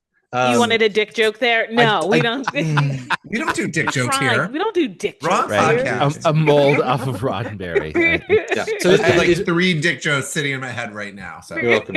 And there's some ribbing right there. Anyway, but yeah. So for her pleasure. No displeasure, I think. Pew pew. Anyway, so yeah, no one has these. I mean, 3D prints are great, but this is nicer. Yeah, beautiful. And again, it's a phaser rifle. If you're listening audio only, yes. It was let's remember our audio friends. And I didn't get it out, but I invest in the first contact, of course, the TNG phaser rifle and the Voyager phaser rifle, the compression rifle. Much cooler in person. So I've got every phaser rifle. I'm sorry, which one was the one that you just showed us? The first contact. The first contact. Same thing, TNG phaser. Oh yeah. Everyone thinks they're too bulky until you hold a proper sized one. And it's like, no, I get the reason. Just is better. Yeah, it is work. Yeah. Then you get somebody with both correct props in the correct holsters, in the correct uniforms. It feels like you're just watching TNG on locations. It's absolutely lovely. Yeah. I will do 3D prints, but I'm very specific in who I work with because it needs to reach our quality. So this is a Picard era phaser. I saved getting these for a long time because the size was always printed wrong, but I also needed them to have both versions because this is kill. Everyone sells them in kill mode. Guess what? I don't want to kill people. I need it in stun mode 90% of the time. Yeah. So finally got one, loved it, good price, but too much. And I got to get more than one of everything. because I have team scenes. So again, the Right. budget kind of escalates. Goddamn new Trek for making more stuff. I agree with you. It was a lot. I mean, literally, I kept having to buy new stuff. That said, this is you'll get the first on this. It's not that exciting, but this first you guys get. Assuming this Kickstarter, at least it's 100%. I hope it will. We're going to probably be doing a Wrath of Khan era fundraiser later in the year because that's our number one request. Wrath of Khan, most expensive era you could possibly do, but it'll look so amazing on screen. So we've got a few things, but whatever. So I had made Star Trek 6 specifically, communicator with the grill, and you can see the print lines really freaking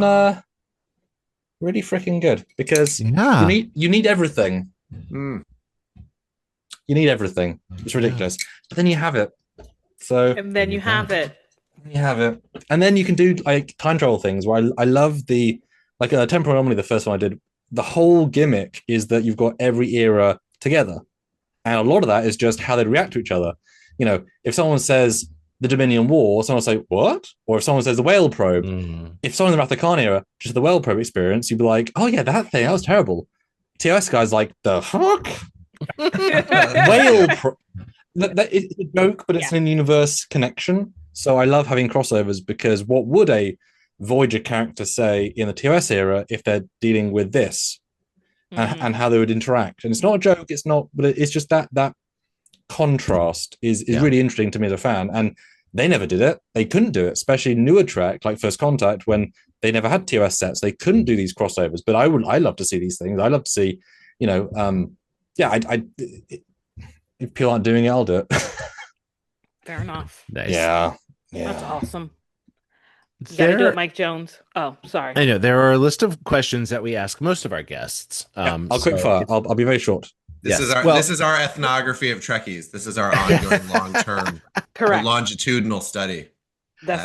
First, this doesn't have to be quick fire. This first one, but what was your Star Trek meet cute? When did you discover 3? Trek? Yeah, 3. Shown it 3. Can't remember it. Always loved it. No particular first memory. Has always been there. Literally, always been there. Great.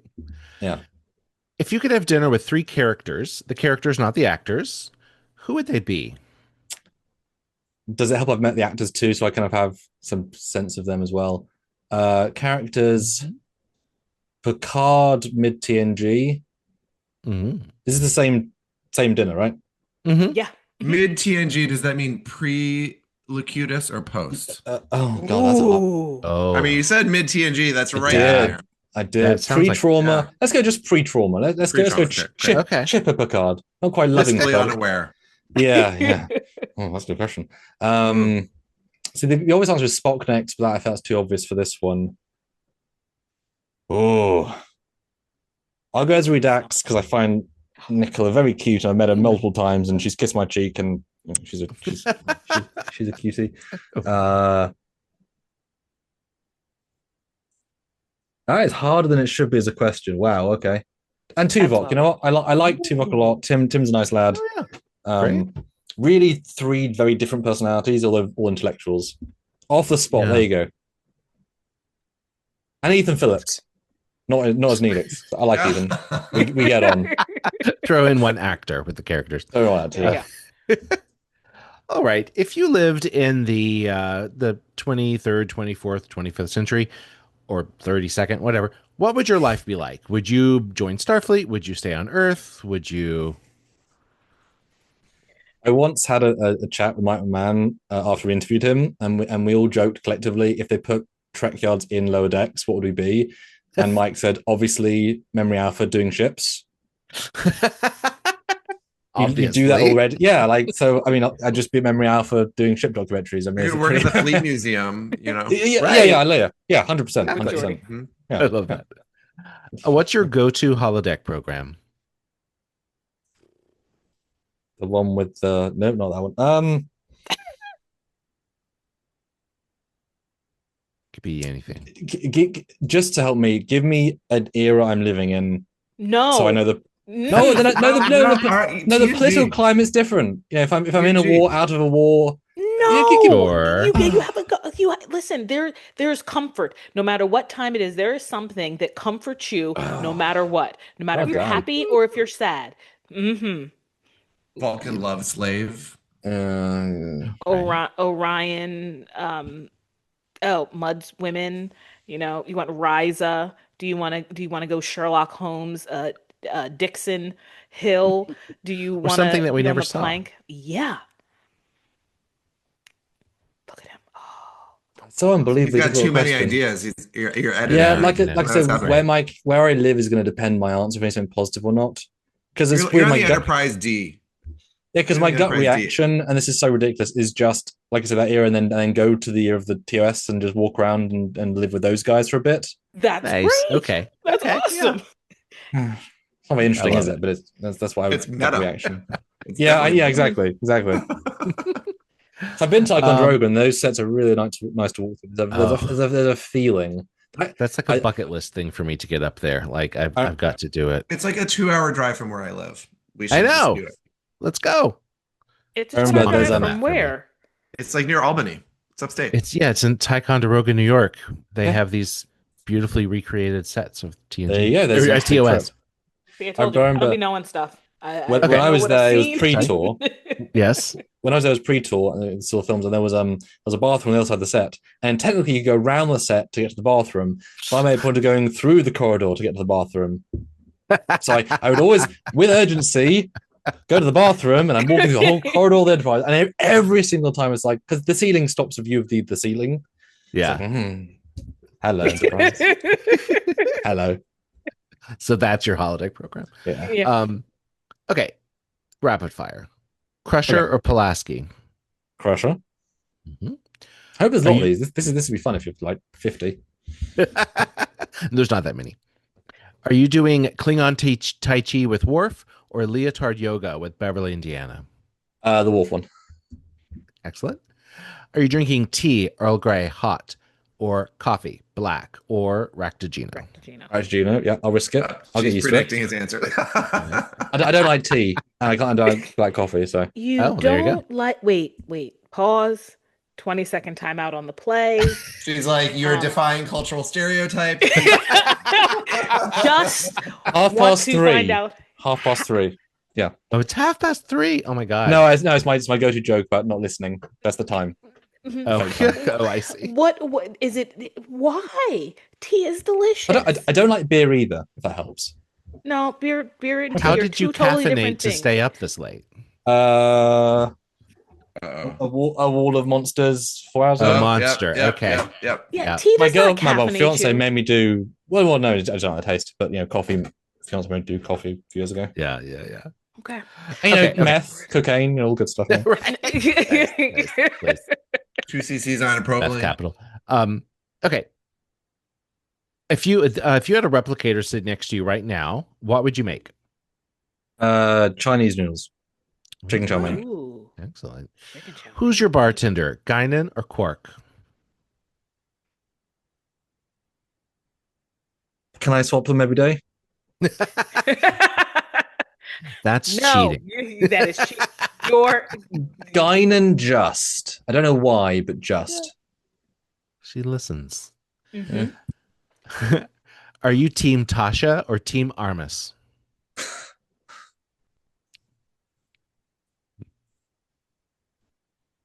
I'll be Team Beckett as she pissed off Armus because he killed Tasha. There you go. Lower decks, they call Armus one for one Yes, joke. you're right. Yes. Yeah, there you go. Good. Work around. That's too high. That's a harsh question. It's It's like a saying, brilliant are you question. hot Team button. Locutus or Team John Luke? It's like, Right. Yeah. You'd be No, surprised. I enjoyed Locutus. He was all. I Listen, enjoyed contrarian. Locutus. Picard was always in there. There was never going to be a time that he did not come back to himself. Oh my Can you imagine if that was your official review? Those 7 minutes of Picard on screen, my favorite bit of Trek. Best of THG. You finally got there. That was peak. It went downhill. All right. Favorite alien species? Klingons overall. And who's your captain? Dick answer John Harriman, but that's a stupid. Just I know him vaguely. I mean Picard, obviously. Okay. Yeah. And after watching some of your films, Damien wanted to add this into our rapid fire, Which you answered And I on think- your own. and I think you already know. I already know what you're going to say. Is Captain John Harriman hero or doofus? Hero who was forced into a terrible situation. Yes, awesome. You've survived. Congratulations. Alan's a nice guy. Alan's a nice guy. And you should watch Of Gods and Men where he gets a second chance. He really likes. Oh yeah, no, it's Oh, really yes. great. He really liked doing Yeah. that. Yeah. Well, and Michelle and- Nichols is in there. It's one of the last films. That's she her made. best performance as a hero, which is depressing, but also it's Yeah. like she's the lead character, so it makes sense. She's Yeah. very good in that. And also I appreciate Alan Ruck as an actor across the board, having just, I mean, not too long ago finished Succession. I think he's great in that, and definitely a doofus in that. But Well, don't spoil it. Well, I an haven't excellent watched actor. it yet. What's that? I haven't watched that one yet. It's on my list. Yeah, Oh. I haven't even- I've got some rewatching to do before new seasons of things come out. So, Succession I recommend. Yes. okay. Mike Jones he's giving us the hammer. You see the I hammer? am. They And went This is out. where when he starts. This is where Lenina starts to talk more. and Right. Mike's As trying soon to as wrap I'm things. like, well, thank you so much. She's like, I mean, wait, any wait, but question I what- can keep going on about, She's like, but how do Kelpians mate? I do want to know Hard. that. hard. Literally, at one point we were trying to wrap up, and she was like, "But it doesn't the transporter make it possible to cure all diseases?" And we're like, "Okay, stop. We can't. We're 2 hours in. We can't It was let a this salient question. It came up See, in my brain, and I asked. See, I feel like I need to do a quick fire to all of you as well, but it can be very quick about my films. go." Oh, please. Oh, this Oh my God, is this a terrible, quiz? But okay. This is a quiz. Okay, Apparently. Mike, what's your favorite character that's in one of my films? I don't know her name, but the one who Describe, it's fine. the cute little girl who it started in her house, and she was Ensign stuck Laura in the Reed. show. Yes. Yes. Damien, your favorite character that you've seen? That was my answer too. Absolutely fine. It's such a good. I appreciate the captain who with the time travel. It's a little bit like the Picard maneuver, but it is actually time travel. So Yes. Nice. And yourself? No, Mike Jones took my answer because of the fact that she basically cursed out her brother. Or like we've never seen somebody be rude in that way. Just like, fuck you. Fine, you ain't gonna come see me off. Eat your shorts. Like that was great. I mean, do you guys want? You guys have seen it. Do you want the reason for that scene? yeah, Please. Like, Is it's a spoiler, but it's not a spoiler because it happened in DS9 already. But if you haven't caught it, then I want to see reactions. So that entire scene is written around the fact that she's saying goodbye to her brother, right? Mhm. Well, is this Esri Dax connection? No. Okay. He's going to go serve the Majestic, which is a Miranda class. And the Majestic is the only named Miranda class in DS9. It's the one that flew at camera. It's also got hit and exploded. So we see a brother die on screen in like 6 years. And all fans who know, so that's why it's there. You're evil. Yeah. That's terrible, Yeah. but hilarious. That's, Wow. that's deep. He never Everything is transfers. deep cut. It's Yeah. very Never- satisfying deep cut right there. Yes, Mhm. it really is. And believe me, it has a payoff. It has several payoffs. You're playing a actually. long game there, sir. Yeah. I am indeed. Favorite film I've done, Mike? The Great Experiment, the Excelsior doc. Damien? I appreciated the retelling of the Generations. Mm. And Anita? Radio Was that three. the one with the ships the many ships in the Dominion War fighting one? Mm-mm. That was Velsac. I like that one. Of the ones Excellent. I've seen, I like that one. Well, watch more and let me know because they're all different sort of things. We will. Can't wait. Where can our listeners find you and Power, your work? Yes. Power 543 fan films. If you search that on the internet, that'll get you the YouTube channel. It's technically the name of my first fan film, Distant Hope, because it's sort of locked in. But yeah, Power 543 fan films. I do recommend watching either in release order because you'll see the show develop, or if you happen to love a character, there's a playlist for every character in their living order, which is consistent, although you'll miss some things, but they'll make sense. We've got the Kickstarter right now. It ends, May something. It's a 60-day one. We are over halfway at filming of this. We're at 60%, which is great, although there's only so many people who want to give, so reliant on every new person to see it and say, yes, we want to give, because it is to fund the current slew in production, which is many, and then give the confidence to do more, because if we can't even fund this, which we did fund 14K a few years ago, we should be able to do this, but but the world's different. It ends on May 20th at 6:54 p.m. BST. Don't know what time zone that is, but that time zone. And there's standard time. Betazoid standard time. Okay.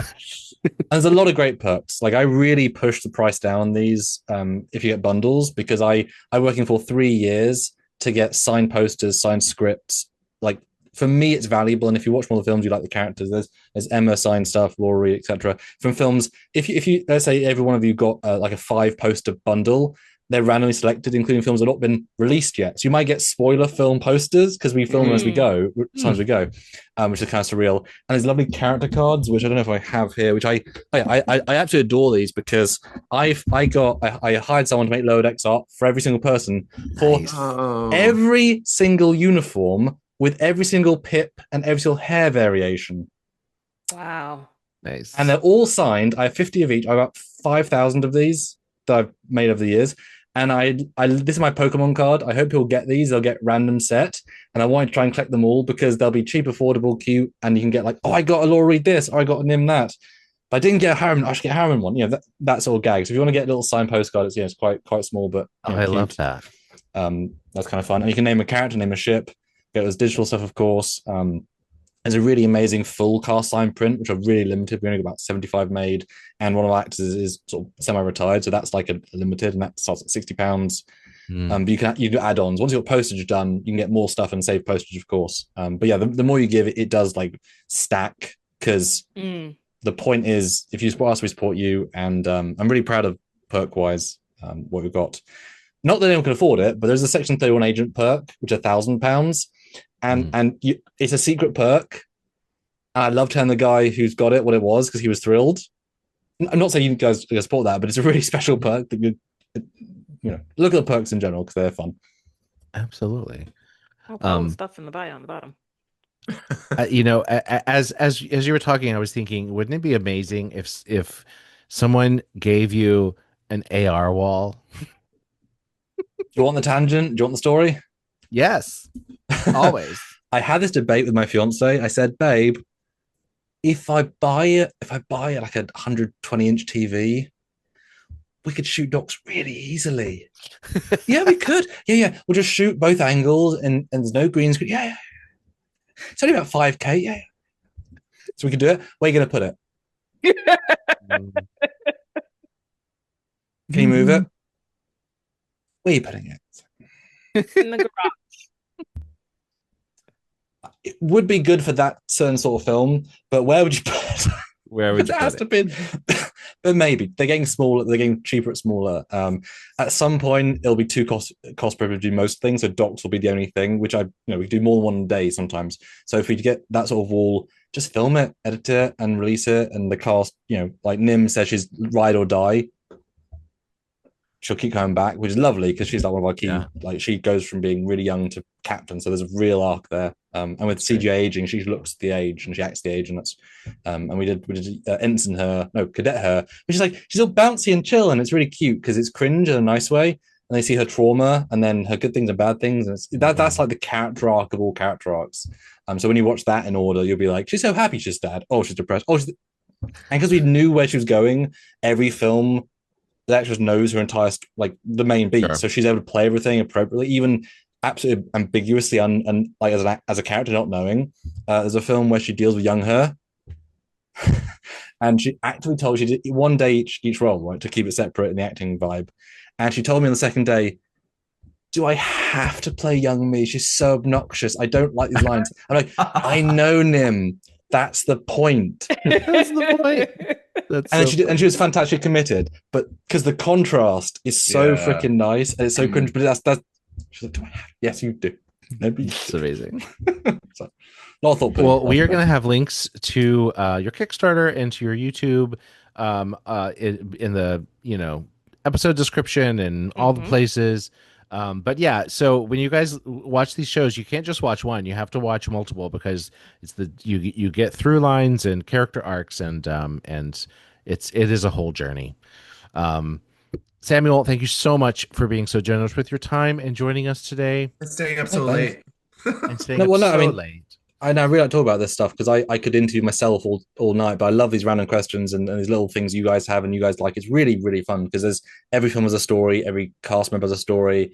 And I love being remembering little things and like anecdotes I've shared. Like I've not thought about that in years and showed the stuff. And yeah, it's, Yeah. I made this stuff for you guys. So it's lovely to have the interaction. I appreciate the time. You guys are normal people who I'm sure go to bed at a normal time. I'm not, so I'm still awake. But you guys need to go to bed at some point. I might still be awake though, but you guys need to go to bed. Yeah, Damien's like sundowning right now. Like he's like he's like slowly turning off. I'm very much here, you guys. I promise. This time. Currently in this moment. All right. Well, Samuel, please keep creating because we need more of that in the world. And for you might be the only one producing good Trek for a while. So we'll see. We're entering a fallow period. I want to thank my guest hosts today, as always. And thank you, dear listener. If you've enjoyed what you've heard, make sure that you give us a 5-star review, like and subscribe, all the things. You can find us at Hailing Freak Open on all the socials. Let us know what you think. And with that, I will say, Hailing Frequencies closed.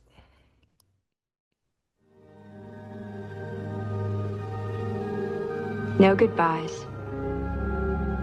Just good memories. Hailing frequencies closed, sir.